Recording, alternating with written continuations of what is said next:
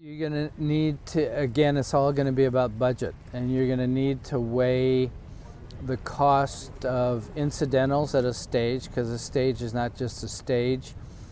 It'll be what kind of personnel that stage or studio is going to hit you with, parking, personnel, and then what it's going to cost you to go practical in terms of your permits and police and fire, parking, and all your incidentals. I mean, you're actually going to have to weigh all your incidentals against incidentals at each place, and then you'll come up with a budget number.